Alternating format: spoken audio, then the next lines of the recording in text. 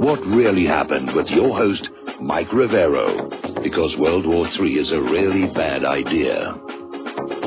Here is your host, Michael Rivero. And aloha, America. Welcome back to our show, hour number 2. And before I go back to the phone calls, a couple of things I want to cover here. Do you remember before the big war in Iraq, where they were running around screaming about Saddam Hussein's nuclear weapons, and Saddam Hussein has this and Saddam Hussein has that, none of which was ever found? It turned out that Saddam Hussein had complied with the United Nations and destroyed all of his chemical weapons, which he had actually gotten from the United States during the Iran-Iraq war, and he never had nuclear weapons. Well, Scott Ritter was the former UN weapons inspectors who went public before the Iraq war saying, this is all false. These claims about weapons of mass destruction are false, and he was pilloried for it. He was smeared. Well, he's back out again, and he's saying the same thing. Assad did not launch a chemical weapons attack on his own people. It just does not make any sense. Now, let's get on back to this idea of North Korea and nuclear weapons and so forth and so on here. And again, you need to remember, with all this talk about Iraq's non-existent nuclear weapons and Iran's, well, they don't have them, but they might build them someday, nuclear weapons, and North Korea's nuclear weapons, which don't work all that well and are not yet deployable, you need to remember that there's only one nation in all of history that's ever actually used a nuclear weapon of mass destruction against the civilians of another country, and that's the United States of America. So everybody's going to be very nervous about a nation with a past history of using nuclear weapons being run by a government that has already displayed an incredible recklessness and a willingness to launch attacks on the basis of fantasies. But the reality is, let's say that North Korea has got a nuclear weapon. As North Korea itself has said, these are deterrent weapons. They're not being used to attack anybody, but to warn other countries, do not attack us. The U.S. government has always claimed that our nuclear arsenal is purely for deterrence. Nobody will attack us, we can melt them down. Well, assuming that our nuclear deterrent is in better shape than the F-35, we can rely on that. Saddam, if he'd had a nuclear weapon, what was he going to do with it? Put it in a museum, march it down the street in a parade and say, look how good we are? He was never going to use it against the United States of America, because the United States retaliatory strike would melt his country into glass. The same thing applies to North Korea. For all his bluff and bluster, and again, everything we think we know about Kim Jong-un is what the corporate media tells us. He could actually turn out to be a very nice guy. We went through that lesson with Ahmadinejad. He's not going to use a nuclear weapon against the United States of America unless he's provoked, unless he's attacked, and he's fighting back. Okay, let's grab a couple of phone calls. Jonathan in Texas, aloha. Welcome to the show. What's on your mind? Hey, Mike. I hope you're having a good day. Yes, I had a, I know, but let's try. You know, positivity is always good. Never hurt. So, what's on your mind? Yeah, what's on your mind? You're on the air. Yes. I had one piece of news and actually a solution after that. You know the website Newsbud, right? Where their YouTube channel had this interesting video called "Is the U.S. military planning to take over America?" And it's about, I guess the Pentagon wrote a new doctrine for megacities, and it's basically going to plan like you see in Iraq. It's basically the citizens of these megacities are to the Pentagon, not combatants but threats. You know what I'm saying? And they're basically, the whole idea is it doesn't matter, like full-fledged total war in these cities. And it's just interesting. If you watch that video, it's a lot of like eye-opening stuff, you know, about how the military, and it basically ties in, you know, the police militarizing and the how they're treating every civilian like a threat. But that's just an interesting video to put on your website. Well, and then I have that sounds kind of. If you'll send me the URL, I will look at that and see. There's a lot of plans out there right now. I think we need to keep our focus basically on the very near future and the very real possibility. We're going to be in a shooting war with Russia, North Korea, potentially China, because from where I'm sitting, they're not going to be able to keep this under control. They're not going to be able to go to war light and say, we're going to stop here and just sneer at each other and bleed our respective populations of all their money, because we like having ribbons and medals and decorations and shiny things on the wall and big, mean-looking weapons sitting on the runway that don't actually do anything. I have a solution I want to run by you, Mike. Real quick. And it was if we legalized hemp and at the same time weed and went back to real money like copper, gold, and silver, hemp, they used to make hemp, everything out of hemp before it was made illegal. I mean, paper was made cheaper. Mm-hmm. Mostly all the products were made cheaper, right? So if we legalized it, wouldn't all these businesses who could replace what they're making now and replace it with hemp, wouldn't they be able to make be in the black or positive? They wouldn't be in debt because since they're getting a resource that's real cheap, it would help them. It would build them back up, get them out of debt, instead of having to pay more, because a tree. I hear what you're saying. I hear what you're saying. I'm afraid it's a little more complex than that. Yes, going back to hemp products, and a lot of places are now starting to legalize industrial hemp. It provides a much cheaper resource for paper making and so forth. But the reason we're in debt is because we're slaves to a banking system that deliberately creates more debt than money with which to pay the debt. And it's a system of enslavement. So we could never get out? No, not under the rules the bankers made up to entrap us. They've been playing this scam on the human race for 300 years, and the end result is always a war, a major war. So you have to have, so in your mind, it's baked into the cake. You have to have it. There's no other. Absolutely not. No, absolutely not. You need to read my article, All Wars Are Bankers' Wars, because the economic system that the United States started with is one that actually does work for the nation and its people. And that is where the government coins its own money, spends it into circulation to buy what the government needs.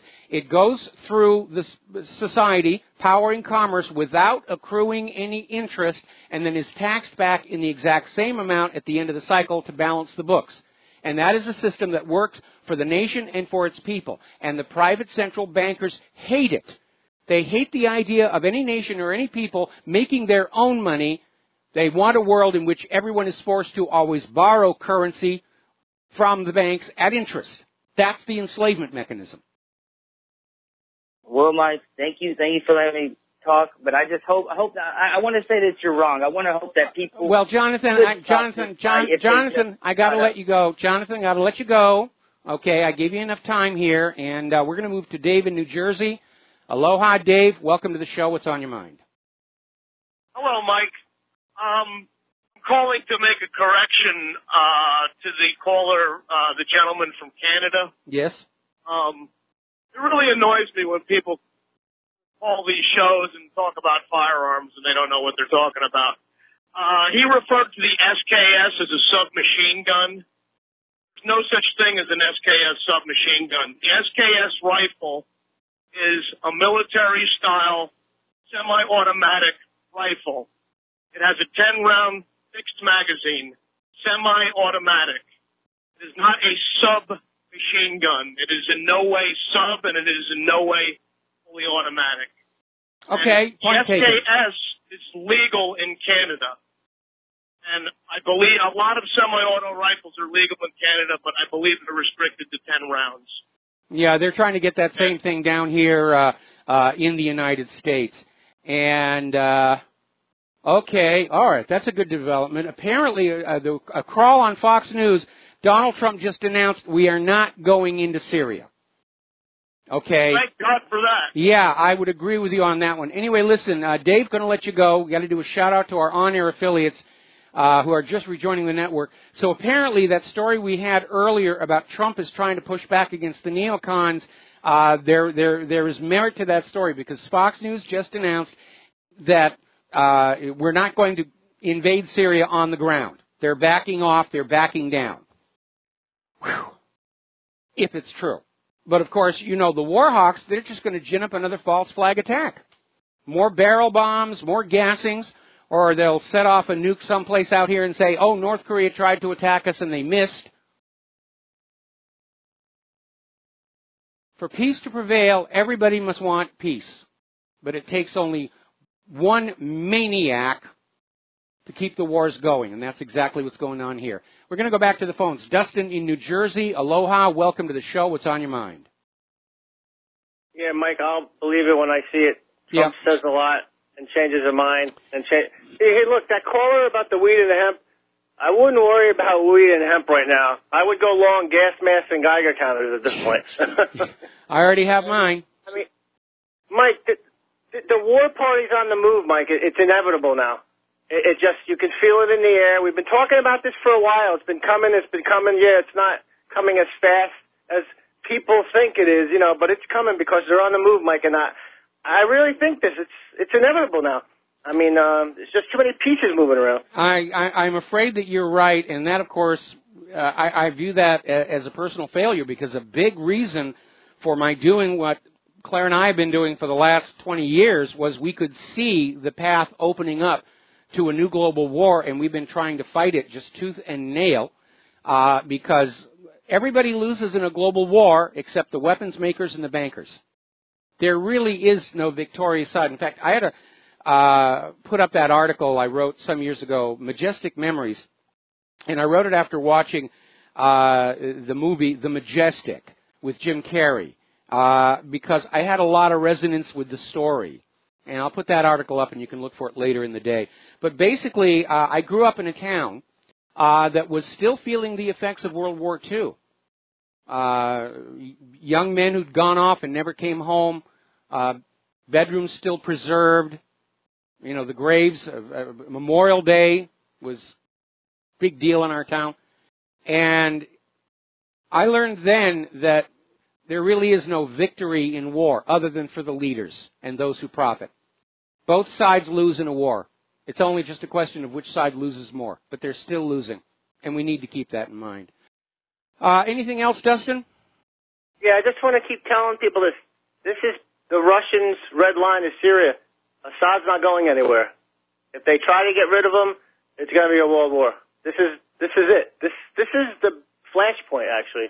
I thought Ukraine was, which it could still be, but I think this is more the flashpoint now because it seems like they're moving all their eggs into that area and also in the South China Sea area. Yeah, I was just going to say, you know, if one path to war gets closed off, they'll just look for another path to war. I mean, look how Roosevelt was trying to get us into World War II. He was trying to get Germany to attack our ships in the North Atlantic. Hitler wouldn't bite on that one. And so finally, Roosevelt goaded the Japanese into attacking Pearl Harbor after they'd signed the Axis Agreement with Germany. And we were into World War II. And for the first couple of years, all of the military effort was over in Europe against the Nazis. And it wasn't until after Germany surrendered that they finally came on out here and took on Japan. So that's the way these things get done. And unfortunately, again, the covert interests, the intelligence communities, the John McCains, they're already looking for a way to get this going again. And it is a very, very dangerous time. And a lot of people are very scared, and they have every right to be. Dustin, we're going to let you go. I'm going to take a phone call from Michelle in California. Aloha, Michelle. Welcome to the show. What's on your mind? Hello, Mike. I have two questions, and then I'll hang up and listen to your response. One of them was in regards to North Korea, in regards to Park Geun-hye's impeachment. Yes. And wondering if you may have already covered this, but I was wondering if you thought this had any, bearing on some of the things that might be going on with the U.S. move in North Korea. We know that Prime Minister Hwang Kwan had been acting president since December, but it wasn't until March 10th that Park Geun was constitutionally confirmed to be impeached. And so I didn't know. I mean, I know we've had years where there was going back and forth reunification.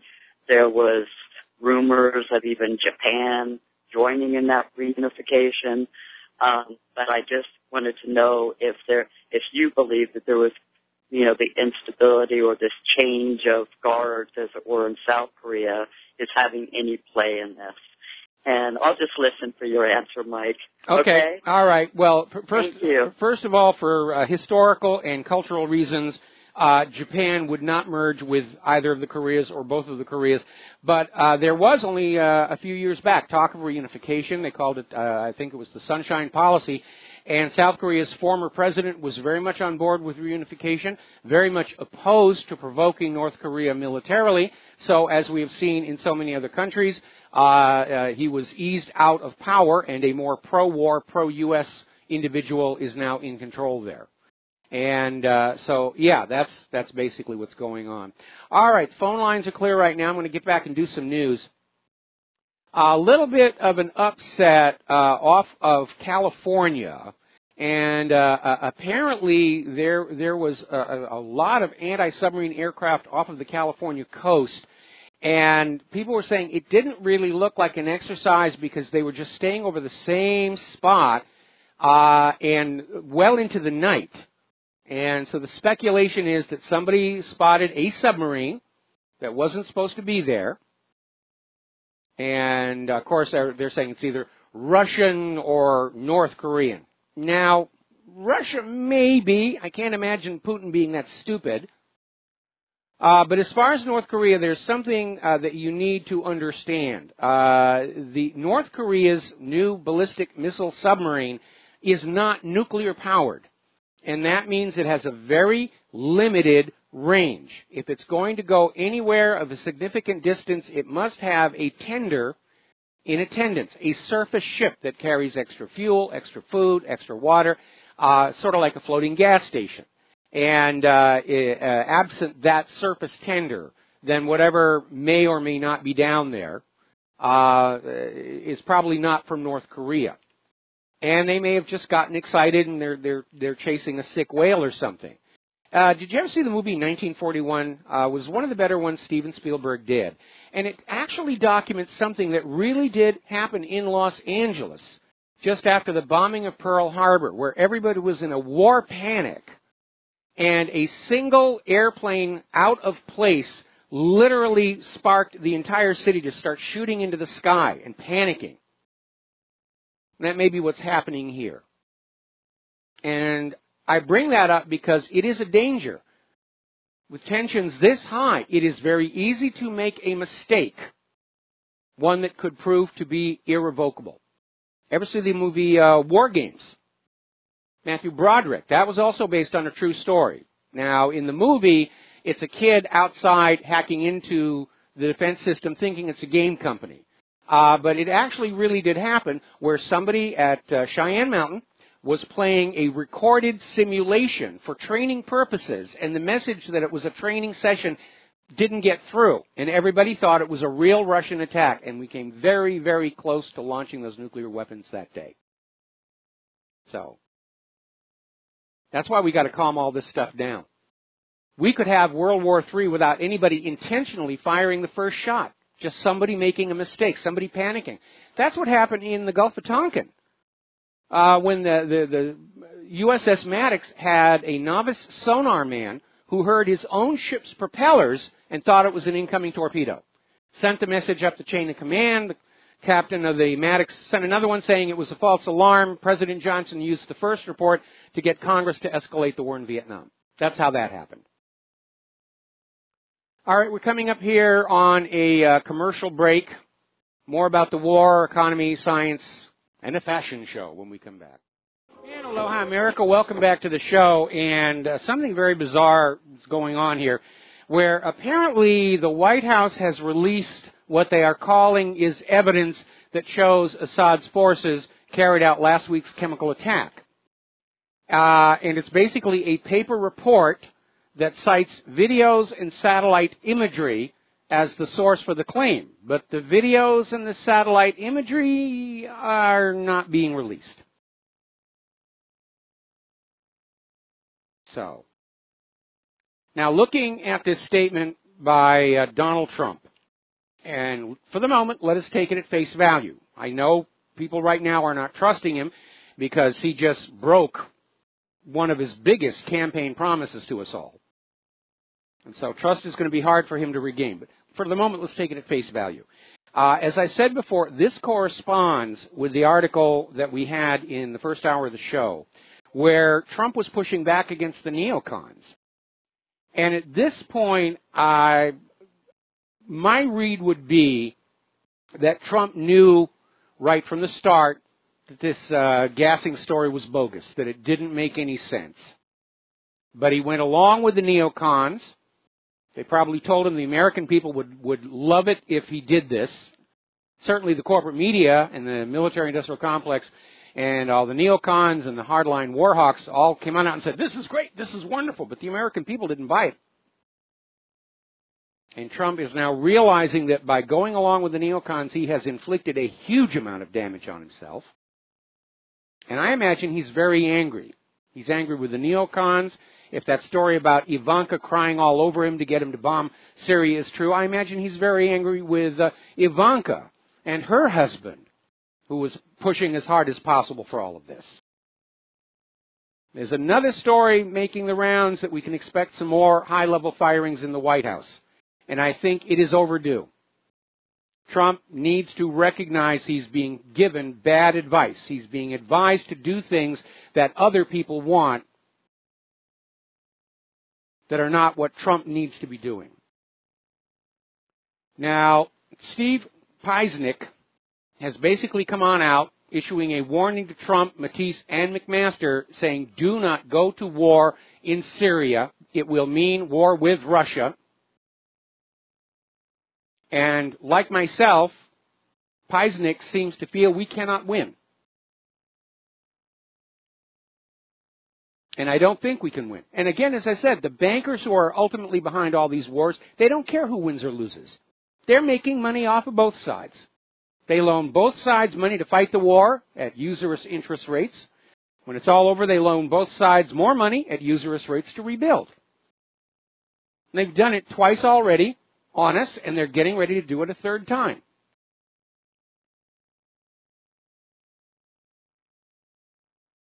So, now, getting on down to Turkey.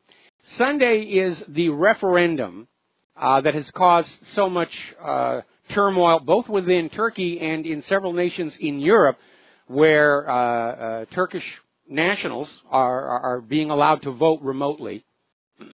And I imagine that Erdogan has got all the vote riggers in the world on double time right now, because if this referendum passes, Turkey will stop being a parliamentary democracy and will become a presidential dictatorship. And I can't imagine any ordinary Turkish citizen being comfortable with that.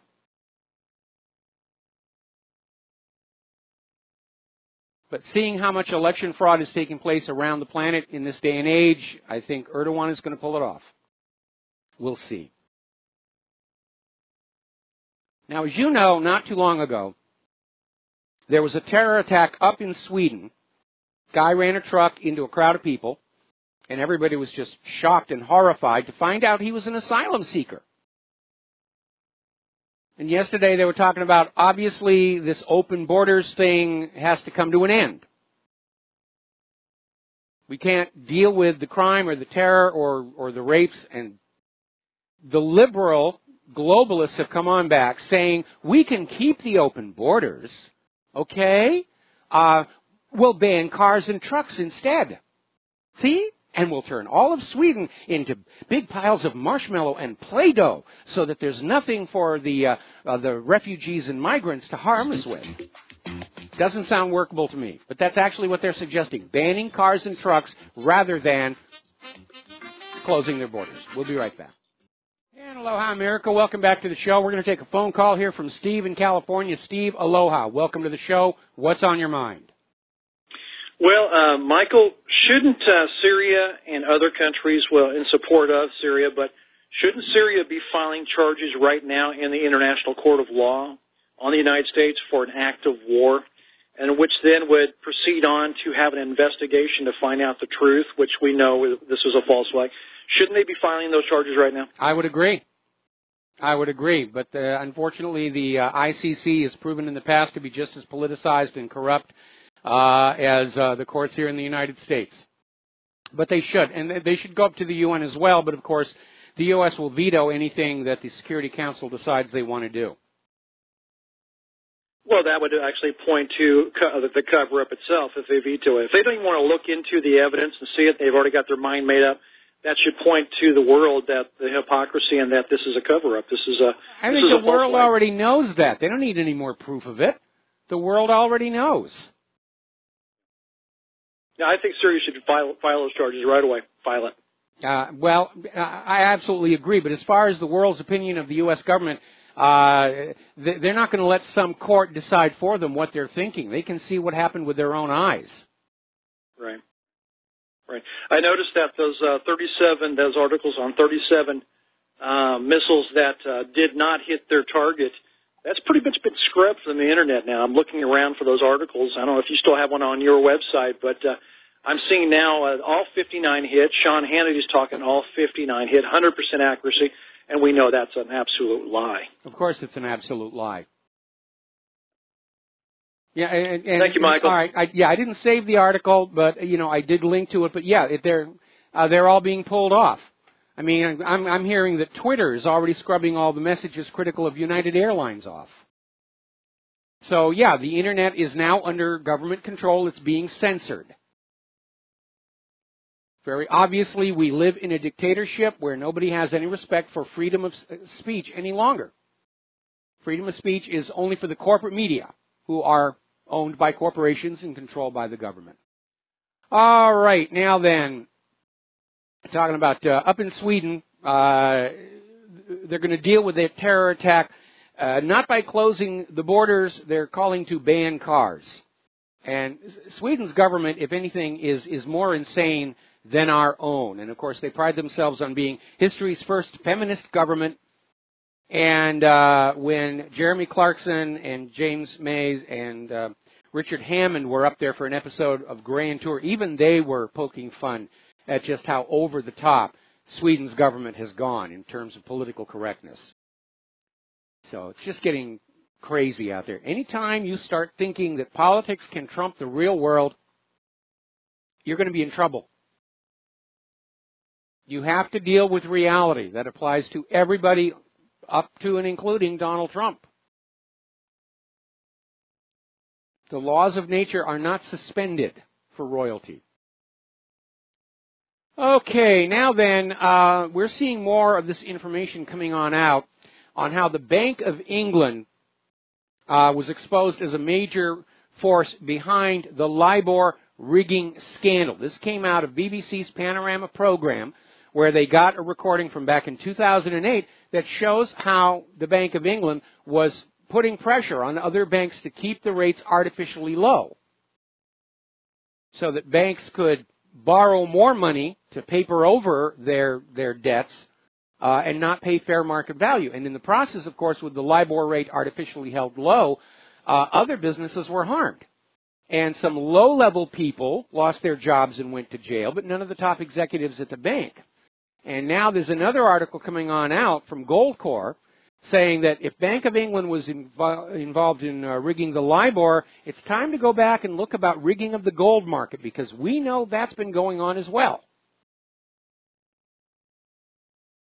The numbers just do not add up. In a normal supply and demand marketplace, in a fair open marketplace, the price of gold would be through the roof right now. Especially as the turmoil in the world cranks up. People want a safe haven for their wealth, and they know it's not those banks, it's not the pieces of paper with the colored ink on it, it's not a number typed in a computer. It's a tangible store of value. And we know how the price of gold is being rigged. It's with paper contracts. The London Daily Gold Fix is arrived at by taking the value of the physical metal that's out there and blending it in with the value of the paper contracts. Now, the paper contracts make it look like there's a huge supply of gold out there, and that drives the price down. except the gold isn't really there for all those paper contracts. It's leveraged hundreds to one. And it's estimated there's $1 trillion exposure in these paper gold contracts. And right now what happens is when the contracts come due, if they're not renewed, they are settled with the cash equivalent of the gold plus a premium. But all it's going to take is a significant number of the investors in these paper contracts to say, this contract says you're delivering physical metal, deliver the physical metal or I'm suing. And then the run is going to be on. We could be looking at a double whammy, an economic collapse piled right on top of a global war. And that would finish the United States off, probably finish off most of the world. Be the start of a new dark ages. Now then, apparently China is now enforcing their boycott of North Korea's coal. And apparently they've started turning ships away that are still trying to go up there and find a buyer for the coal. Now that is a major hit against North Korea because much of North Korea's economy is based on their massive coal reserves and the ability to sell it around the world. And China was a major customer, and that is now cut off. As I mentioned earlier, global tensions are nudging gold a little bit higher. It's bumping up against the 200-day moving average this morning. And no doubt by nightfall, there'll be thousands and thousands of new paper contracts to try and drive it back down here again. Retail bankruptcies march toward a post-recession high. The number of retailers filing for Chapter 11 is headed toward its highest annual tally since the Great Recession, which is what they're calling the crash of 2008. And I'm sure they'll come up with another name for the next one. They don't want to use the older names because they've got such a negative connotation. They don't want to use depression because we all remember those images from the 1930s. We can't call it a depression. People will get unhappy. We'll call it a recession. We'll call it easing. We'll call it a gentle landing. We'll call it a kitten. That'll make everybody happy. Toshiba is warning of its ability to continue in its entirety as a going concern because of the losses they suffered from their Westinghouse nuclear reactor business. And their earnings are missing deadlines, and it looks like Toshiba may actually go out of business. And that's kind of a shame because their non-nuclear products certainly did okay. I've got a Toshiba here, and well, the rest of these are LGs. That's a shame. Now, there's growing concern up in Toronto, Canada, over their real estate market. It's going through today what the U.S. real estate market went through in 2007 and 2008. Land flipping, unbridled enthusiasm, unshakable faith that if you can get into any kind of real estate, it'll just grow in value and you'll turn out to be insanely rich. And what it did was blow a giant bubble, and those who got out first got that windfall profit, and everybody else took a beating. And now they're very concerned that the real estate market in Canada in general, and especially in Toronto, is very, very overpriced and is likely to have what they're calling a correction, which is another euphemism for a crash, this year. Now, over in Europe, they're having the G7 meeting. There's a lot of protests over there that are being described as anti-capitalist, and that's not true. They're anti-fascist, because the G7 is an embodiment of the principle of fascism. Corporate interest and government authority aligned together against the general population. Now, as we reported earlier in the week, Great Britain and the United States have been trying to pressure the G7 into more sanctions on Russia because of what's going on in Syria. And the reports are that the G7 are not going along with it. They too understand that this gas attack story is bogus. They understand that Russia is not to blame in any of this mess. Mostly they understand that the existing sanctions against Russia have actually brought more harm to Europe than to Russia. And they're not going to do that. So basically that vector for annoying Putin is now shut off. story coming out of shtfplan.com, prepare for the coming war. It's going to obliterate the global financial system. Our economy will not survive.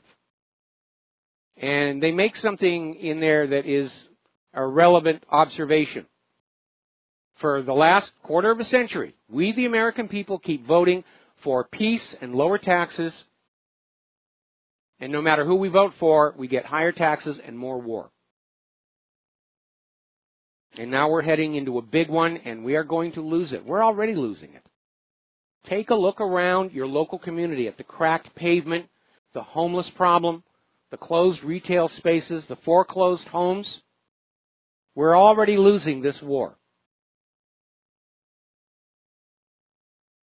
I think future history books are going to look back and say that World War III has actually been here for quite a long time. The U.S. has been attacking and invading since 2001. We're now in our 16th year of war against the rest of the world. All right. Let's take some phone calls. Mark in North Carolina. Aloha. Welcome to the show. What's on your mind? Hey, how you doing, Mike? Doing okay.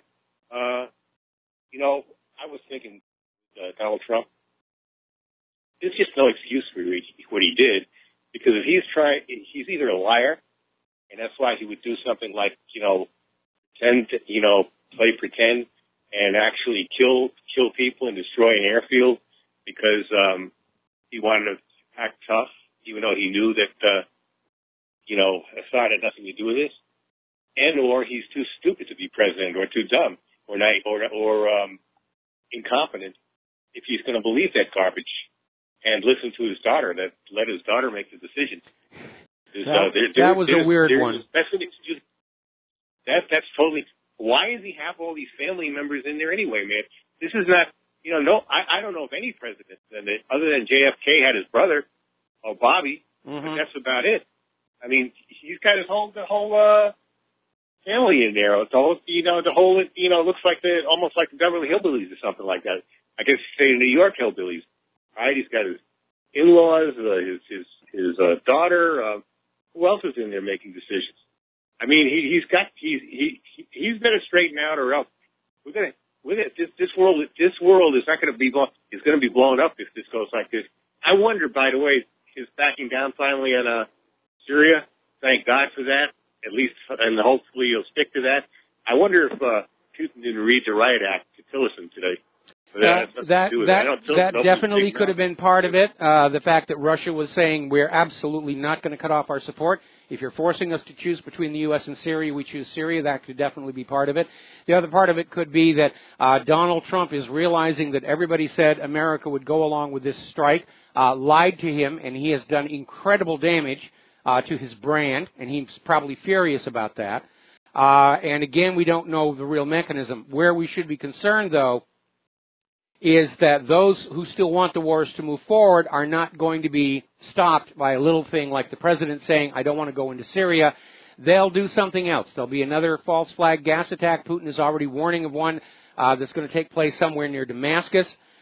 We have all those assets over there. They're not there to work on their suntans. The people who want war are going to find some way to do it. The original plan for the assassination of John F. Kennedy was to frame Cuba for it in order to justify a new invasion.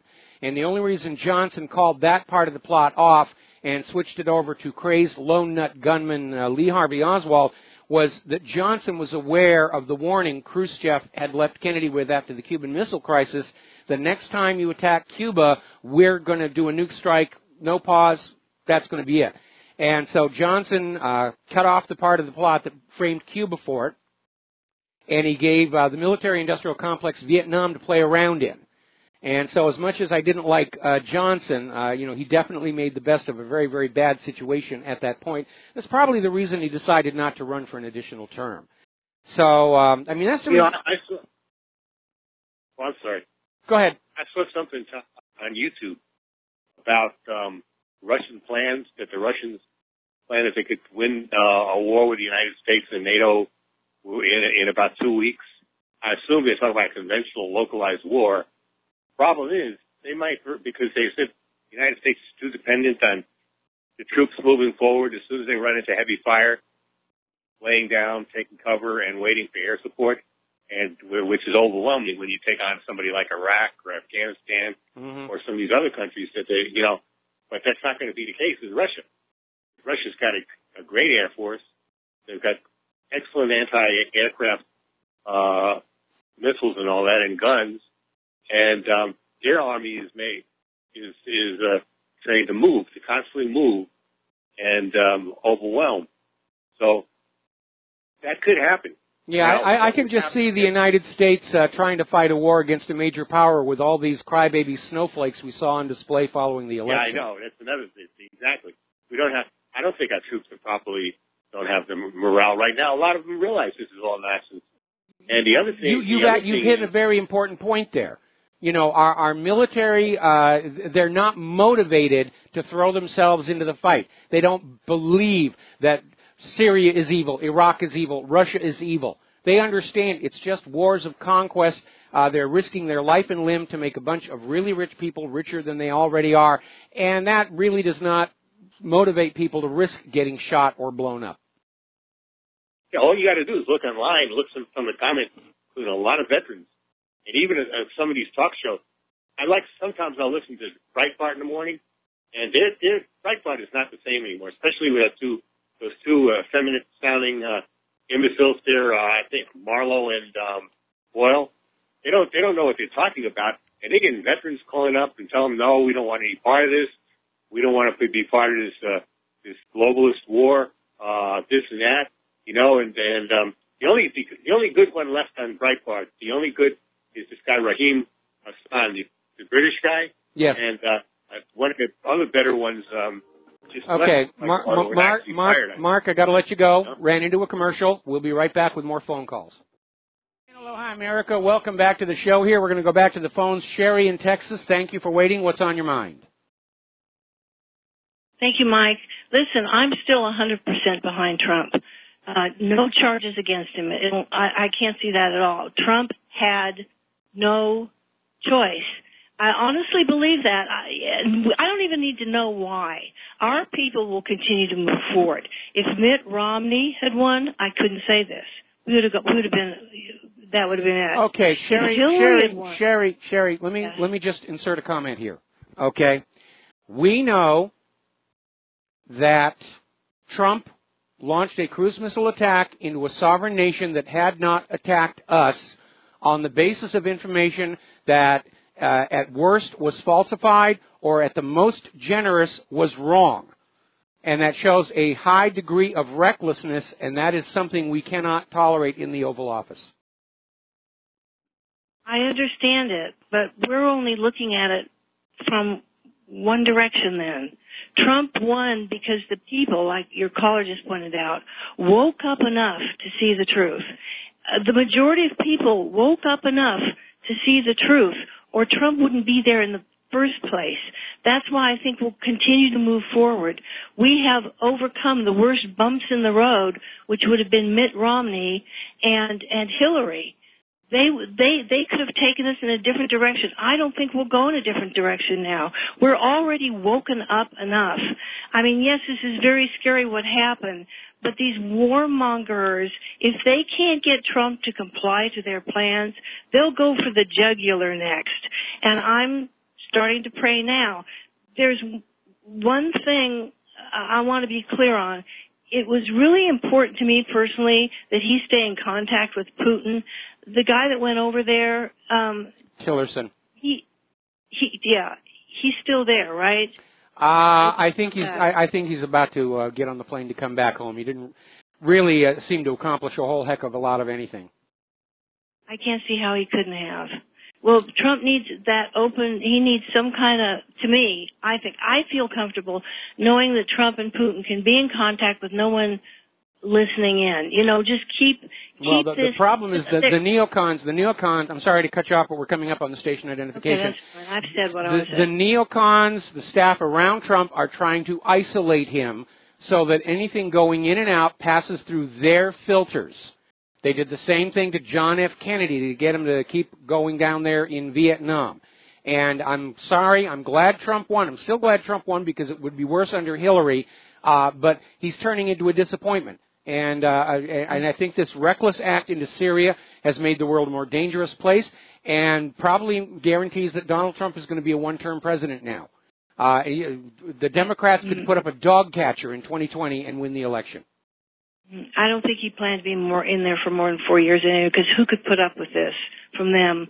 I think the people will prevail. That's all I know. And we may live in a pretty rural society if you crash everyone's computers. But I don't have a problem with a rural society. I'm a farm kid. Anyway, Sherry, got to let you go. Got to take a break for station identification.